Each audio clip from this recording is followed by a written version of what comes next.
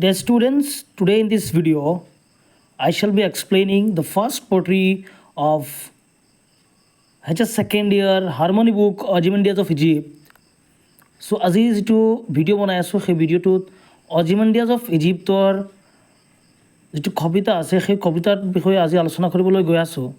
আৰু এই কবিতাটো লিখিছিল 19th চেঞ্চুৰীৰ এজন সুখ্যাতি তথা এজন অন্যতম লিখকজনৰ নাম আছিল PB শেলী। তেখেতৰ ফুল নামটো আছিল পাৰ্চি ভাইচ শেলী। চ' পাৰ্চি ভাইচ শেলীৰ দ্বাৰা লিখিত অজিমাণ্ডিয়াছ অফ ইজিপ্ট নামৰ কবিতাটো আজি আমি আলোচনা কৰিবলৈ গৈ আছোঁ। তো কবিতাটোত বিশেষকৈ দুটা বস্তু ইয়াত উল্লেখ কৰিছে। ইয়াত মেজৰ থিম দুটাই আছে। এটা হৈছে যে ট্ৰানজিয়েঞ্চ অফ পাৱাৰ, তাৰমানে ক্ষমতা কেতিয়াও চিৰস্থায়ী নহয়, ক্ষমতা সদায় ক্ষণস্থায়ী। এণ্ড দ্য পাৰ্মানেঞ্চ অফ আৰ্ট, এজন আৰ্টিষ্টৰ যিটো আৰ্ট, এজন শিল্পৰ যিটো জ্ঞান বা শিল্পৰ যিটো বস্তুৰ যিটো ইম্পেক্ট সেইটো চিৰদিনৰ বাবে থাকি যায় আৰু সেই বস্তুৰ স্থায়িত্বটো একেবাৰে চিৰদিনীয়া চিৰযুগমীয়া। সেই বিষয়বস্তুখিনি ইয়াত লিখক তথা কবি পাৰ্চি ভাইচ শেলী ইয়াত উল্লেখ কৰিছে।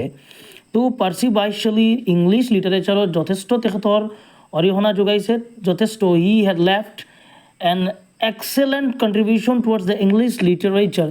That's why even after the post-modernization, even still we are reading.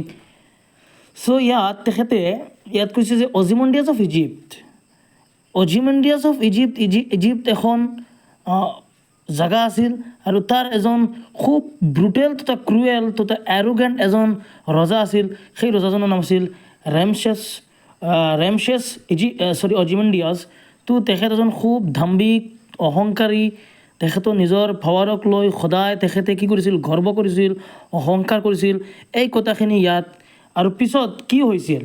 So' before the death when he was dwelling in the world, how he dominated over the people and how he was boast of his health and wealth, and after the death how people looked at him, everything he has enunciated throughout the poetry.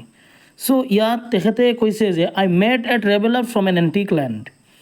Traveller মানে এজন যিবিলাক মানুহে travel কৰে, ভ্ৰমণ কৰে, তো এজন ভ্ৰমণকাৰীক তেখেতে লগ কৰিছিল। তাৰমানে ইয়াত লিখকে লগ কৰিছিল। এণ্টিক মানে পুৰণা লেণ্ড, একেবাৰে পুৰণি লেণ্ড বুলি ইয়াত ক'লে ইজিপ্তৰ কথাই কোৱা হৈছে। তো তাৰমানে তেখেতে ইয়াত কি কৰিছিল, এজন পুৰণা তাৰমানে ইজিপ্তৰ এগৰাকী তেখেতে কি পাইছিল, এজন ট্ৰেভেলাৰ পাইছিল। তেখেতে কৈ আছে যে who said two vast and trunkless legs of stone stand in the desert near them on the sand. তো তেখেতে কৈছে যে দুখন ডাঙৰ বৰি আৰু বৰিবিলাক বনোৱা হৈছিল ষ্টোনেৰে, পাথৰেৰে, আৰু এইখিনি থিয় হৈ আছে এখন মৰুভূমিত, এখন ডাঙৰ মৰুভূমিত। আৰু তাৰ কাষতে, তাৰমানে এই বৰিৰ কাষতে থিয় হৈ থকা বৰি দুখনৰ কাষতে হাফ জাংক এ শ্বেটাৰ্ড ভিজেজ লাইজ হুজ ফ্ৰাউন। হাফ জাংক মানে কি, তাৰমানে ডুবি যোৱা, মাটিৰ তলত ডুবি যোৱা। শ্বেটাৰ্ড ফেচ মানে ব্ৰকেন ফেচ, তাৰমানে ফেচখন একেবাৰে নষ্ট হৈ গৈছে। আৰু এখন মুখমণ্ডল ইয়াত পৰি আছে। আৰু মুখমণ্ডল যিখনৰ এক্সপ্ৰেশ্যন, ফ্ৰণ্ট মানে এক্সপ্ৰেশ্যন, যিটো ফেচিয়েল এক্সপ্ৰেশ্যন সেইটো। And wrinkled lip sneer of cold command. Wrinkled মানে কি, ৰিংকেল মানে যেতিয়া মানুহ ক্ৰিছ ক্ৰছ একেবাৰে বুঢ়া হৈ যায়, মানুহ বুঢ়া হোৱাৰ পিছত চিন ধৰে, ঠিক তেনেকুৱা তাৰ টুথত একেবাৰে কি হৈছে, তাৰমানে চিন পৰিছে। আৰু এই এক্সপ্ৰেশ্যনৰ দ্বাৰা বুজা গৈছে যে স্নীৰ অফ কল্ড কামাণ্ড, তাৰমানে মানুহজনৰ অকল মানুহক ভয় দেখুৱাই আছে, খং কৰি আছে বা বেলেগৰ প্ৰতি কি নাই, একেবাৰে কোনো বেলেগ ফিলিংছ নাই, চিম্পেথি নাই, ইমফেথি নাই, একো নাই। That its sculpture well those passions read which yet survive stamped on these lifeless things. তো ইয়াত কৈছে স্কাল্পচাৰ মানে কি, যিবিলাক মূৰ্তি বনোৱা মানুহসকলে, যিজনে মূৰ্তি বনাইছিল তেখেতে বোধহয় এই মানুহজনক খুব বেছিকৈ ভালকৈ জানিছিল বাবে এই তেখেতৰ মূৰ্তিটো বনাইছে, কিয়নো মানুহজনৰ এক্সপ্ৰেশ্যনটো ইমান ভাল নহয়। আৰু মুখমণ্ডলখন একেবাৰে ভৰি এটা ছাইডত পৰি আছে, মুখখন আন এটা ছাইডত পৰি আছে, ভৰি দুখন দেখাত খুব ডাঙৰ আৰু মানে বডিটো নাই, অকল মুখমণ্ডলখন আৰু এটা টাইপ পৰি আছে। তাৰমানে এইবিলাক বস্তু তেখেতে খুব ভালকৈ অনুধাৱন কৰিছে বুলি তেখেতে ইয়াত ষ্টোনৰ জৰিয়তে তেওঁলোকে আৰ্ট কৰিব পাৰিছে, তেওঁ লিখিব পাৰিছে, তেওঁ বনাব পাৰিছে। আচ্ছা, তো which yet survive stamped on these lifeless things. তাৰমানে এই যে ষ্টোন যিবিলাক পাথৰেৰে তেখেতে মূৰ্তিটো বনাইছে, মূৰ্তিটো হৈছে লাইফলেছ থিংছ। আৰু এই বস্তুখিনি ইয়াত সুন্দৰকৈ তেখেতে উদ্ভাসিত কৰিছে, ইয়াত তেওঁ ৰিফ্লেক্ট কৰিছে বহুত ধুনীয়াকৈ। তেখেতে ইয়াত সাৱলীল ৰূপত তেওঁ ইয়াত উল্লেখ কৰিছে। তাৰমানে ইয়াৰ দ্বাৰা বুজা যায় যে মানুহজনে এই কি মূৰ্তি যিজনে বনাইছিল, এই মূৰ্তি বনোৱা মানুহজনে এই অজিমন্ডিয়াছ বা যিজনৰ মূৰ্তি পৰি আছে সেই মানুহজনক খুব ভালকৈ ৰিড কৰিছিল, খুব ভালকৈ তেখেতক অনুধাৱন কৰিছিল। আচ্ছা, the hand that mocked them and the heart that fade.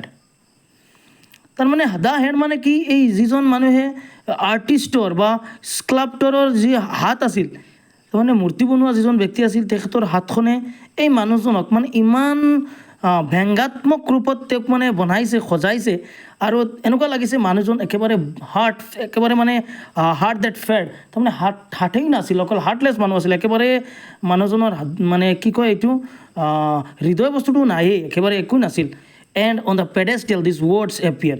আৰু মানুহজনৰ ইয়াত কি আছিল, এতিয়া যদি ইয়াত কি থাকে, দুখন ভৰি থাকে, ভৰিখন ইয়াত ৰাখিবলৈ হ'লে তলত কিবা লাগিব নহয়নে?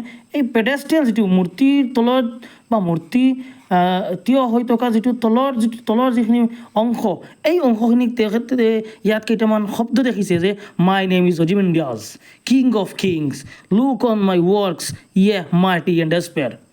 তেখেতে ইয়াত কৈছে যে চোৱা, এই ঠাইখনলৈ চোৱা, মোৰ নাম হৈছে অজিমন্ডিয়াছ, মোৰ নাম কি অজিমন্ডিয়াছ, কিং অফ কিংছ। তাৰমানে মই ৰজাসকলৰ ৰজা। চাওক কি দাম্ভিক মানুহজন আছিল। তাৰমানে সেই মানুহজনক খুব ভালকৈ জানিব পাৰিছিল, খুব ভালকৈ মানুহজনক মানে ব্যংগাত্মক ৰূপত তেখেতে ইয়াত প্ৰকাশ কৰিছে, কিয়নো মানুহজন ভাল নাছিল। Ultimately he was a very arrogant person, very proudy person, and he always was boasting of his own health and wealth as well as everything. আৰু তেখেতে কৈছিল চাওক মোৰ এই কামখিনিক, nothing beside remains round the decay. মনত ৰাখিব, এই পৃথিৱীত কোনো বস্তু চিৰস্থায়ী নহয়, কোনো বস্তু ইয়াত নাথাকে, সকলো ধ্বংস হৈ যায়। ধ্বংসৰ চকাৰখিনিৰ ভিতৰত সকলো থাকে, একমাত্ৰ থাকিব if you do good deeds that will be lasted long. যদি তুমি ভাল কাম কৰা সেইটো চিৰদিনৰ বাবে থাকিব আৰু কেতিয়াও নাথাকে। কিন্তু অজিমন্ডিয়াছটো কি আছিল, খুব প্ৰাউডি মানুহ আছিল। সেইকাৰণে চাওক তেখেতে কেনেকুৱা আছিল মৃত্যুৰ আগত আৰু পিছত যিজন আৰ্টিষ্টে তেখেতে বনাইছিল। তাৰমানে কি ইয়াত কৈছে যে আৰ্টৰ যিটো পাৱাৰ সেইটো চিৰযুগমীয়া হৈ থাকে। The power of art lives forever of that colossal wreck, boundless and bare. তাৰমানে এই যিটো আল্টিমেটলি অজিমন্ডিয়াছৰ যিটো কল'চেল ৰেক মানে ডেমেজ, কল'চেল মানে ডাঙৰ, গ্ৰেট, এই যিটো তেওঁৰ গ্ৰেট ডেমেজ আছিল সেইটো বাউণ্ডলেছ, সেইটোৰ কোনো সীমা নাই, একেবাৰে বহুত the levels and stage far away. ইয়াত অকলেই আৰু য'তেই দেখে এই মূৰ্তিখনৰ পৰা, এই মূৰ্তিৰ ঠাইৰ পৰা অকল য'লৈ চাওঁ বা য'লৈ দেখা পোৱা যায় অকল মানে ডেজুলেশ্যন আৰু কি ডেজাৰ্ট। তাৰমানে একোৱেই নাই। লাষ্টত গৈ তেওঁৰ পাৱাৰটো একেবাৰে শেষ হৈ গ'ল, কিন্তু পাৱাৰটো জাষ্ট আৰ্টিষ্টৰ থাকিছে। আৰু আৰ্টিষ্টে এই কথাখিনি মানুহজন কেনেকুৱা আছিল আৰু তাৰ পাৱাৰটো তেখেতে ইয়াত নিজৰ পাৱাৰটো দেখুৱাইছে। তো এইটো হৈছে কবিতাটোৰ মূল সাৰাংশ।